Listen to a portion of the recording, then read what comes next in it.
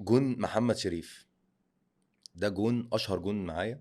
ده جون جبناه في نهضة البركان وذاكرناه كويس قوي ان احنا هنجيب الجون ده في كذا في الحته دي، وكنت عارف هيلاعب مين بتاع بطوله افريقيا. بالظبط.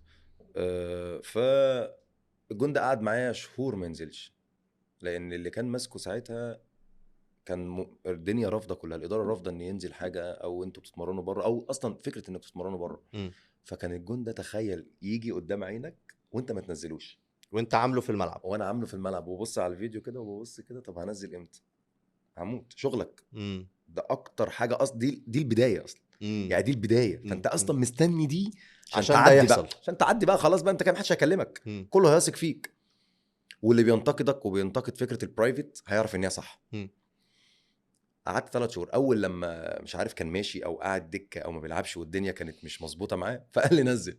قلت له اوكي. يعني هو اللي قال لك؟ طبعا طبعا انا معايا لعيبه بدون ذكر اساميهم، معايا لعيبه تقيله دوليه، ما ينفعش انزل فيديوهات.